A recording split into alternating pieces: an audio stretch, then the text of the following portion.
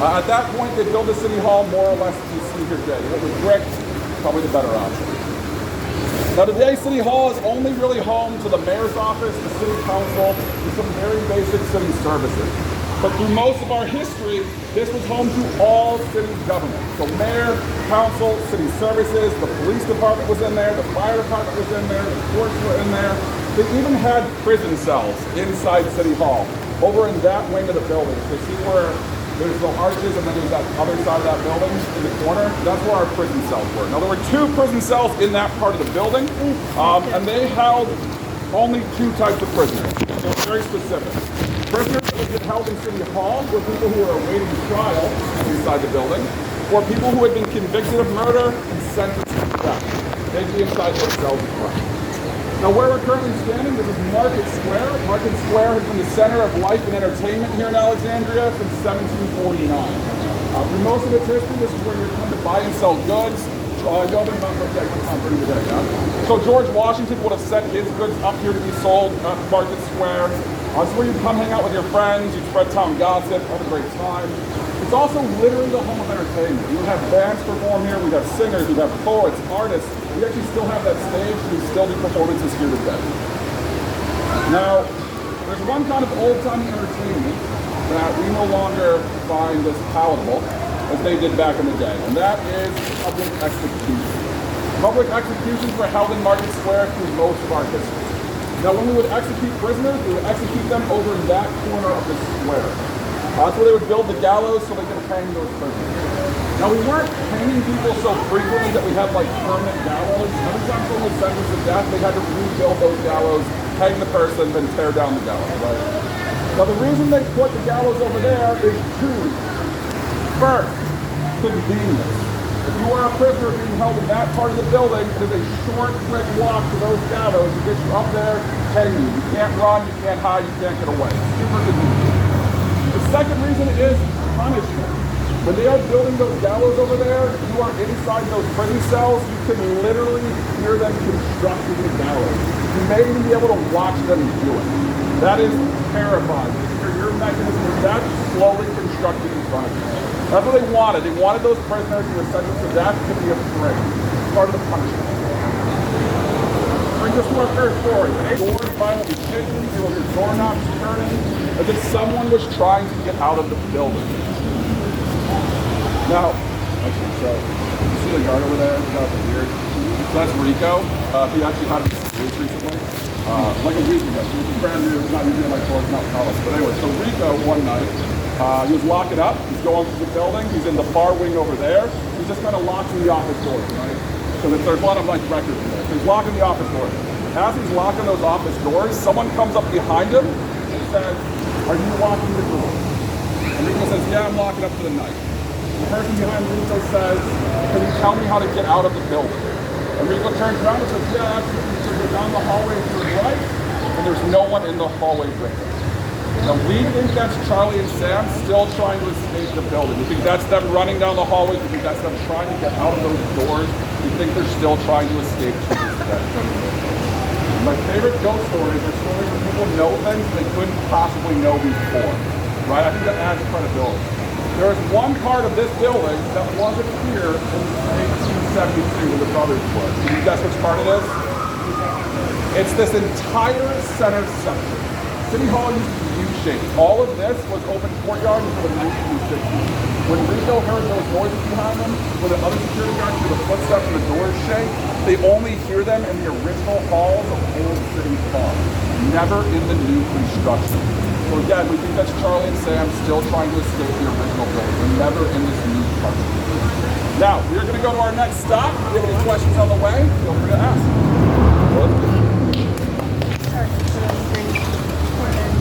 Ghosts, and we talk about local legends. This next stop is kind of both.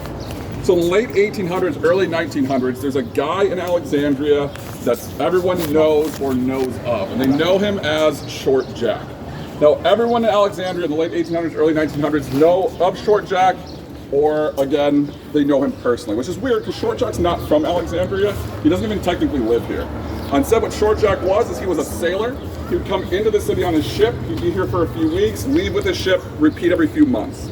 But again, despite not living here or being here officially or from here officially, everyone in the city knew of Short Jack or they knew him. And there were three things everyone back then knew about Short Jack.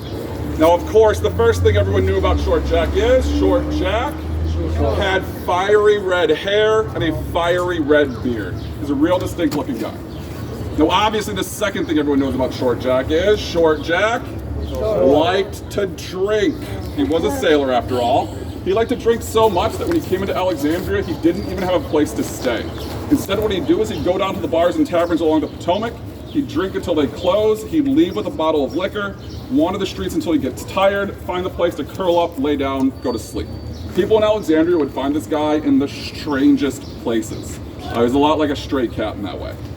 And the third thing everyone knew about Short Jack is Short Jack was short in the name. Now, we don't know how short Jack was. The Alexandria Gazette, our newspaper, describes him as slightly taller than a child, but doesn't define that child's age, so who knows how tall he was. Anyways, July 1907, Short Jack is in Alexandria like he had been so many times before. He's at the bars and taverns along the Potomac. He drinks until they close, leaves with a bottle of liquor, wanders the street until he gets tired, finds a place to lay down, curl up, go to sleep, like he had so many times before. But this night was different. This was a particularly foggy night. This was a night that was so foggy that you couldn't see more than a foot or so in front of your face, which helps explain why Short Jack didn't seem to realize that where he decided to lay down, curl up, and go to sleep that night was directly across the Alexandria City trolley tracks that used to run down Cameron Street. So foggy that it helps explain why that first trolley driver out on that next early morning run didn't notice anything on the tracks in front of him. In fact, he didn't know anything was wrong at all until as he was driving that trolley down Cameron Street, crossing over Royal, he hears a loud thud. Now, he thinks he might have hit an animal or some debris with his trolley, so the trolley driver brakes the trolley, gets out, he wants to clear the tracks and continue on his way. But he can't see anything on the tracks. It's dark, it's foggy. So that trolley driver starts to reach into that dark fog. Finds nothing until that trolley driver gets to the front right of his trolley, where he's going to reach into that fog and feel wet fabric. Grabs the fabric, pulls it up, only to realize he's now holding the headless corpse of Short Jack, blood still pouring from his neck. Now the trolley driver is going to throw what's left of Short Jack back into the fog, or Shorter Jack, as he's now known, and he runs off and gets the police. Police come out, they find his body, but they cannot find his head. Now they're going to take what's left of him out to St. Mary's Cemetery. It's about a mile from here, and they're going to give him a proper burial. They never find his head. And that's where the story would end, if not for 2 days later. 2 days later, according to the Alexandria Gazette, there's a group of children out here playing at the corner of Royal and Cameron when they're going to notice two dogs fighting over what they think is a red ball. When they get close to the dogs, they realize the dogs are fighting over the head of Short Jack. They scream, dogs run off, the head's never seen again. Short Jack is seen frequently, usually on foggy days and nights. The most famous sighting of Short Jack comes from 1970. In 1970, a group of women are walking home from a long day out. They're coming down Royal Street. They get to this intersection. They look up. They see a man in the middle of the street, kind of bent over, looks like he's searching for something. They're nice Southern women, so they're going to call out to that man and see if they can help him in any way. He's going to turn around, wave to them, continue searching. The women are going to scream and run off. When the neighbors finally catch up to them, they describe the man in the street as missing his head and soaked in blood. Now, I'll be honest with you, I don't care about Short Jack's ghost. I care about the urban legend associated with Short Jack. Alexandria only has one local urban legend, and it's Short Jack. Are you all familiar with Bloody Mary? Yeah. Okay, yeah. Alexandria has a local version of that. So, what that means is, if you want to take Short Jack home with you, you can. Here's what you do. When you go back to your hotel or back to Texas in your house, your apartment, wherever you live, you're going to find the darkest room you can. Okay, it can be a bathroom, it can be a closet, it can be a room with blackout curtains, wherever you're on. Once you're in that space, you're going to say the following 3 times. Yes. Short Jack, Shorter Jack, do you want your head back? Now, after you finish that 3rd time, what you'll do is duck down. And if you're unlucky, you might just feel the icy cold hands of Short Jack reach up from that darkness, grab onto your head, and give it a pull. We think he's looking for a replacement. Now, because I'm from Alexandria, groups often ask if I ever did that as a kid. The answer is No, I'm not that stupid. You might be. Feel free to test it out. Let us know what happens. At this point, we're going to head off.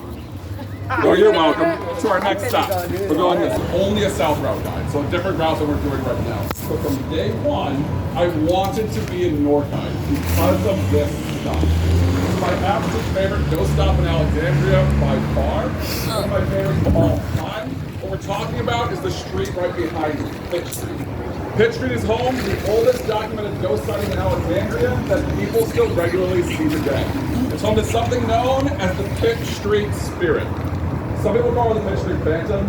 It's objectively a worse name. So Pitt Street Spirit is what we're going to call it. First sighting of the Pitt Street Spirit comes August 20th, 1870. She's been seen regularly ever since. Everyone who sees her describes her the exact same way, and they have very similar experiences to the original sighting. So I'm just going to tell you the original sighting, and then we'll kind of go out from there, okay? So the original sighting of the Pitt Street Spirit, August 20th, 1870.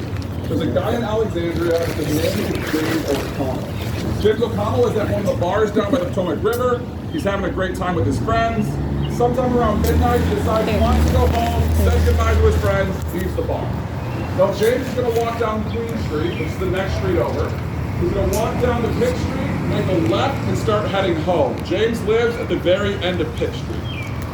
Now about 2 or so blocks into his walk home, James is going to suddenly hear noise behind him. He's going to hear what sounds like footsteps. Now it's late, it's dark, he's by himself, he's in a city full of sailors. James is a little concerned about his safety, right? So he wants to see who's behind him, make sure he's safe. So James looks behind him, and what he's going to see about 30 feet back is what looks like a woman. Tall, thin, dressed all in black, very pale. Her face is obscured by something. We don't know what, you just can't describe her facial features. We think it's a Victorian mourning veil. So think like a, you know what a wedding veil is, that but black. So James sees this woman about 30 feet back, and he feels very uncomfortable. Something about the situation is making him very anxious. He doesn't know what, he just knows he doesn't like it. So James says to himself, you know what? I'm just going to walk a little bit quicker, get out of this situation. So James starts to walk down Pitt Street a little bit quicker. And as he does, he's going to hear those footsteps behind him pick up speed as well. Glances back, that woman's gained on him. She's now maybe 20 feet back. Now at that point, James is going to start to feel cold. It's not usual to feel cold in Alexandria. We do usually have winter. It is weird to feel cold in the middle of August. So cold, anxious, uneasy. James says, you know what? I don't want anything to do with this situation. I'm just going to walk a little bit faster. As he does, James hears those footsteps behind him pick up speed again. Glances back, the woman behind him is gained again. She's now maybe 10 feet back. That's when it's going to hit him. It starts to get hard to breathe. The air gets really thick, really humid, and fills with what he describes as the scent of rot and decay. Uneasy, cold, unable to breathe, James says, you know what? I want to get out of this situation altogether, and he starts to run down Pitt Street. As he does, he's going to hear those footsteps behind him pick up speed again. Glances back, that woman is 5 feet back and gaining. At this point, James is in an all-out panic, starts to sprint down Pitt Street, makes the next available left, runs 2 more blocks, when suddenly he realizes the footsteps behind him have stopped. Glances back, there's no one back there. Catches his breath, cautiously comes down to Pitt Street, looks up and down, sees no one. Then he's going to run back down to the bar where he left his friends, tell them what happened. They're going to come out, search up and down the street. They find no one on Pitt Street. Man, woman, nothing. Now, if James had been the only one to see the Pitt Street Spirit, we could chalk that sighting up to spirits, just not the paranormal one. He's not even the only one to see her that month. Ever since August 20th, 1870, people have regularly seen the Pitt Street Spirit on Pitt Street at night. Everyone who sees her describes her the same way. She's tall, thin, and pale, dresses all in black, and her face is obscured by something. People who walk down Pitt Street will sometimes see her waiting for them ahead, around a corner or a tree, or others like James will hear footsteps behind them, glance back, and see her following. Anyone unlucky enough to get close to her describes the same sensations he did. They say if they get close, they feel cold, anxious, and the air starts to fill with the sense of rot and decay. People see this spirit all the time. Locals, tourists, old, young, man, woman, does not matter. Now, at this point, I like to give my groups the option. Would you like to continue our tour down Camden? 4. Make a left and head down 5th Street. 5th Street? Yeah? Too bad. My tour, my rules. Going down We want the full color, no matter the age. rough. Okay, fine. So, well, you know what? You know what? Get on. Still showing your life. To make sure if you do that, there's still a path and people can walk behind the group. So, let's, you know what? You want gore and violence? Let's change gears a little bit. Who wants a good romance or love story? No. No one? No. Good. So this next one isn't that. Okay. The story of Clem and Rose Dorsey. Clem and Rose Dorsey, real quick. This is, in my opinion, one of the most uncomfortable stories in the city. And I did tell you a story about a guy who got his head cut off by a trolley. So that should help you gain. So, Clem and Rose Dorsey. Surely at some point, Clem and Rose must have been madly in love, right? They courted each other, they got engaged, married, they had 2 children. They've been together for about 18 years when the story takes place. Clem actually described Rose as the love of his life and the most beautiful creature he'd ever seen. This is back when you could compare women to creatures, wasn't recommended to them. Now, despite being the love of his life, at some point, Clem gets it in his mind that Rose is having an affair. He thinks she's cheating on him. Now, why would he doubt the love of his life? We know why, because Clem wrote it down for us. There were 2 reasons that Clem thought Rose was having an affair. I'm just going to tell you what they are and let you decide, okay? Be fair about it. The first reason Clem thought that the love of his life was being unfaithful was because one day when Clem was walking down the sidewalk, he noticed Rose walking down the sidewalk, while a man he didn't know was also walking down the sidewalk, going the same direction as her. On the other side of the street, about a block ahead of her. So, like, not close. Clem was kind of insane. The second reason Clem doubted the love of his life is because Clem didn't think his mother-in-law liked him very much. So, not gonna you can even step down for that. I don't want you to fall or get in trouble. Yeah, he's not. Those aren't good reasons. Regardless of his terrible reasons, eventually Clem goes kind of insane with the paranoia. So he comes up with a plan. He writes down what he's about to do and the reasons for it, puts it in an envelope, gives it to his friend, tells his friend, take this to the Alexandria Gazette in the morning, don't open the letter. His friend doesn't open the letter. That night, Clem is going to go into Rose's room while she's asleep. He is going to bring an axe. He's going to stand over her bed, pull that axe back, and bring it down one time so that it hits her in the side of her sleeping bed. Now, what Clem doesn't know is sleeping next to Rose that night is their teenage daughter. She's going to wake up, hear the noise, scream. Clem is going to get scared, run out of the house, run down St. ASAP. Now, their daughter is going to try desperately to save her mother, right? But she doesn't know how to. She doesn't have the skills. So, her daughter in the middle of the night is going to run out into the street in her blood-soaked nightgown and look for help. Meanwhile, Clem is going to come down St. ASAP. He's going to tuck into that alley right over there and complete the second part of his plan. He is going to try to commit suicide. He does not die quickly. When the police eventually find him over there, he's still very much alive. The police do not assist him. He's going to die in that alley. Now, as for Rose, you don't usually survive axes to the side of the head. Rose is an exception. Rose makes a full and complete recovery from this attack. She's going to be in a hospital for 2 months. While she's in the hospital, she has the greatest newspaper quote of all time. Newspapers, if you don't know, according to the Alexandria Herald, the newspaper quote goes, when Rose was informed of Clem's demise, she simply responded, I don't care. Now, once Rose is out of the hospital, she's going to sell their house under the condition the house is destroyed. It is. That blue house over there, that bluish gray house on the right, that was where their house was, but it was torn down when she gets out of the hospital. That's the house built instead. She's actually going to live here for another 35 years. She lives over in Columbus Street. It's like 3 blocks that way. Her daughters grew up with really important people in Alexandria. It's kind of a really happy story. Is she still alive? Oh, God, no. She died in the 1940s. Daughters? Her daughters died in the 1970s, but her daughters ended up being really important in the very early suffragette movement. The suffragette movement and throughout the civil rights movement here in Alexandria. They actually have a road named after them about 10 blocks that way. So again, super cute story. Rose and her kids grew up to be great people. We're on a ghost tour. We don't talk about So, we don't know if it's because of the terrible thing he did or because he was unsuccessful in his quest. What we do know is people still have experiences in the alley where Clem died.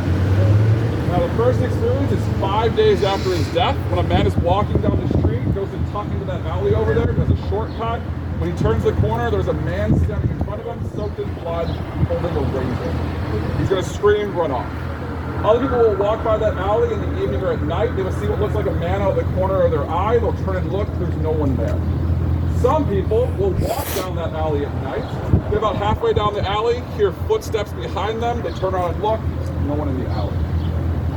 Other people who go down that alley at night have the worst experience in Alexandria, in my personal opinion. Some people will go down that alley at night, they'll get about a halfway down or a third way down that alley, and they will feel a hand grab their shoulder and turn them, as if they were trying to get a better look at who they were. We think that's Clem still looking for Rose. And what all that means is, if you ever come back to Alexandria and you want a super spooky experience, here's what you do. Come down St. Asaph, go down that alley over there, you'll love it. It's dark, creepy, fun time. See Clem. Get to the other side of the alley, that is Pitt Street. Take a right, take a stroll of the Pitt Street Spirit. It's like a 2-for-1 deal. We're going to walk by the alley, so let's check that out. Oh, Lord. That's all right. I'll go to church all yeah. That's the house we're talking about. That is the John Dalton House. The John Dalton House is older than the city of Alexandria itself. It is originally built in the 1730s. Alexandria is not officially a city until 1749, so it predates the city by about 10 years. Now, excuse me, all of our ghost stories from that house come from the basement of that house. And that's because the basement of the John Dalton House has been a basement apartment since the 1950s. Now, everyone who lives in that house has the same experiences. Doesn't matter if they're man, woman, old, young, different religions, doesn't matter. People who live in that house have the same experiences. Say, if you live in that basement apartment, it causes you to have bad dreams. Now, we all have bad dreams occasionally, right? People who live in that house have very specific bad dreams. And there are 2 recurring dreams they will have inside that house. The most common experience people have who live in that basement apartment when they have those nightmares is they will dream they are inside the John Dalton House when the Dalton House catches fire, becomes a raging inferno, and collapses down around them. The second most common dream people have who live in that basement apartment is they will dream that they are holding on to the edge of a dirt pit. That pit will start to crumble, they will fall in, and then they are slowly buried alive. Now, neither of those are dreams I'd like to have. Those dreams are nothing compared to the experience of one woman who lived there in the late 90s. So 1998, a woman moves into that basement apartment.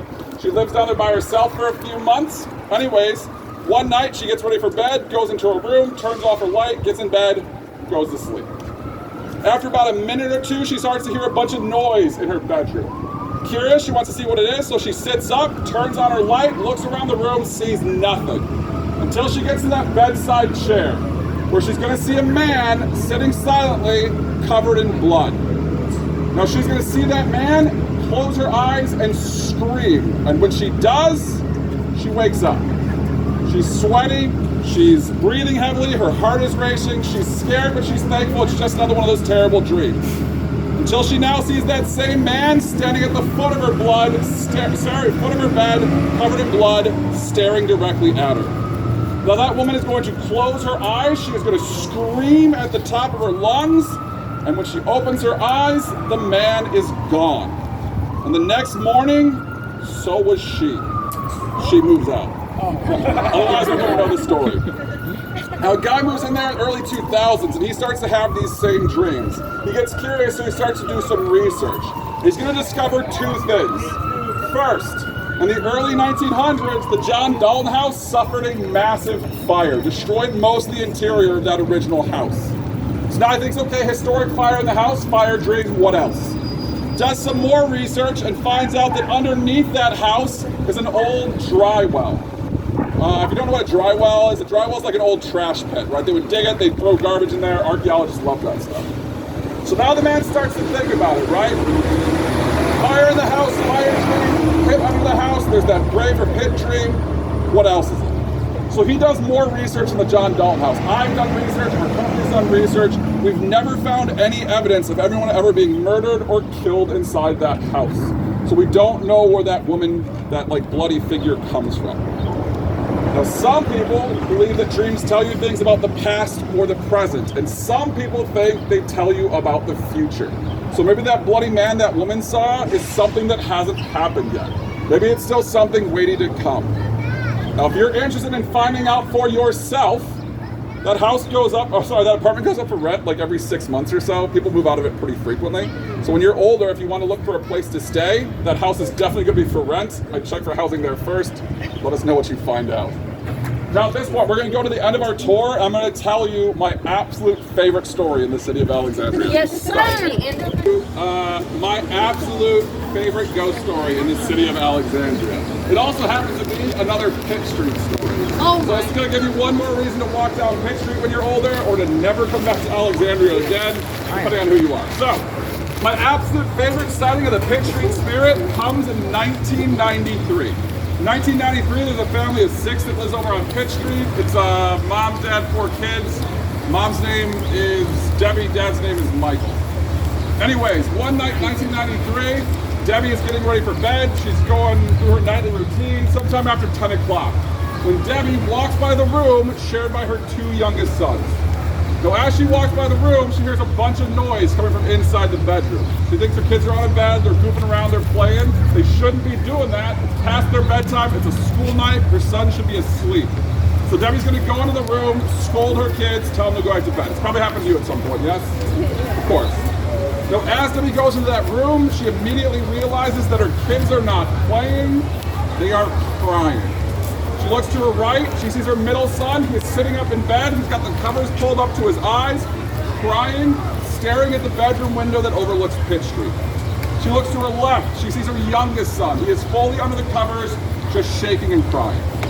Now Debbie is going to immediately run over to her middle son, thereby proving who she loves the most, and begin to comfort him and says, "It's okay, you're safe, I'm here, what's wrong?" But all her son will say is, "She's outside, we saw her outside." Now Debbie knows the Pitt Street Spirit story. Everyone in Alexandria does. She assumes some kid maybe told her sons about it, or worse, their older siblings told her about the Pitt Street Spirit. Doesn't matter. What's any good parent worth their salt going to do in that situation? Your kid sees a monster in the bed in the closet, what do? Check it. They get scared? Yeah, that's one option.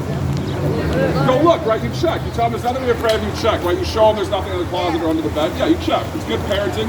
You got a great future for y'all. Maybe. Anyways, so that's what Debbie wants to do. She says, "Come on, let's go to the window. I'll show you there's nothing to be afraid of." Her kids won't move. Debbie says, "This is ridiculous. I'll prove it." So Debbie gets up, she walks to that bedroom window that overlooks Pitt Street. She says, "Look, see, there's nothing outside. There's no one to be afraid of." And as she looks out the window, she sees it. Standing across the street beneath the neighbor's tree directly in front of their house is what looks like a tall, thin woman dressed all in black, pale, her face obscured by something. Now Debbie's a skeptic. She doesn't believe in ghosts. So she sees that figure and immediately tries to rationalize it away, right? It can't be a ghost, it's gotta be something else, right? It's late, it's dark, she's tired, it's kind of far away.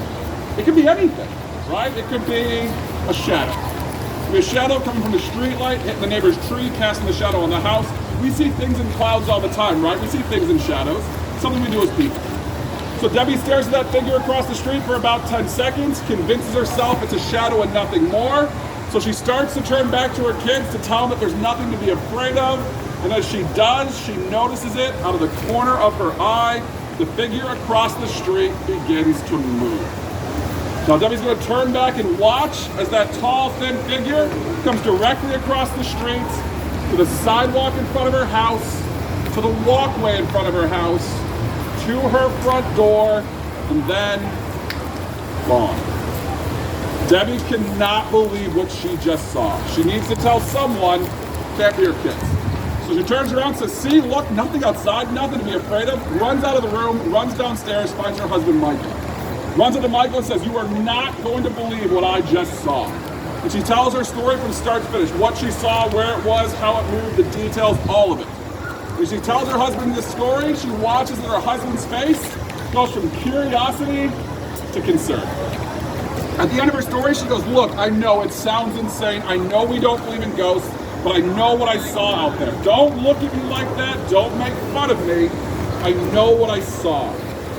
Her husband Michael pauses and then says, "Why would I make fun of you? I saw the exact same thing 2 weeks ago." That night, Debbie and Michael made a promise to each other, never to tell that story publicly. Not to their friends and family for fear of sounding insane, and not to their kids, obviously for fear of terrifying them. Debbie and Michael kept that promise not to tell that story publicly for 18 years.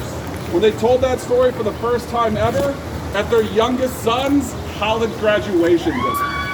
That is the night I first heard that ghost story.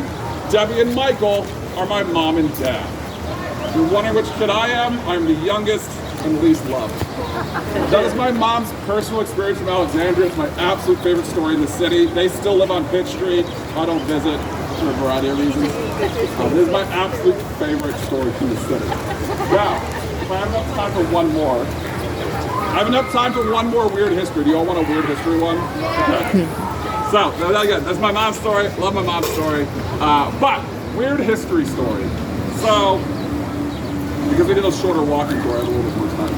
So, hold on, let me pull something up. Are we going to the graveyard? So you saw. No, it's too far away, and the traffic's too heavy, so we're gonna skip the graveyard So tonight. you saw the Pitt Street spirit. I don't remember that night. I was 4, which means you can immediately tell how old I am now. You can do math.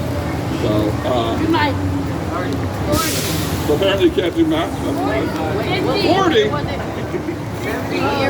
Done talking to you all. Well, I'm pulling up a picture. 32. 40. 37. Okay. Lower. 26. Well, we're not guessing my age anymore. Okay, good. I got a picture of it. So odd history stuff. So odd, weird history. So up like 5 blocks that way, there's a street called Washington Street. 5 more blocks down, there's an old building. It was built in the early 1800s. It was a cotton factory for a long time. Now in 1880, there was a guy who works at the cotton factory. His name is Michael Kiggins. He's the overnight security guard. Now, everyone in Alexandria loves Michael Kiggins. He's one of the most beloved people here. He's nice, he's friendly, he's funny. However, one night in 1880, while he's working overnight, someone comes into the building and brutally beats him to death. Now, the next people who come in the next morning find his body. Now, this leaves the police with 2 problems. There is a dead body, and nothing is missing from the cotton factory. So, robbery is not a motive. The second problem is Michael Kiggins has no known enemies. Everyone loved this guy. So they have no place to start, no suspects, no way to solve this crime. So, what are the police going to do? Come up with a brilliant idea. What they do is they take Michael Kiggins, so Michael Kiggins is dead. They're going to take a mannequin. They're going to put one of Michael Kiggins' suits on the mannequin. They're going to put a wig on the mannequin that looks like Michael Kiggins' hair. They're going to tell the townspeople that Michael Kiggins survived the brutal beating. And not only did he survive the beating,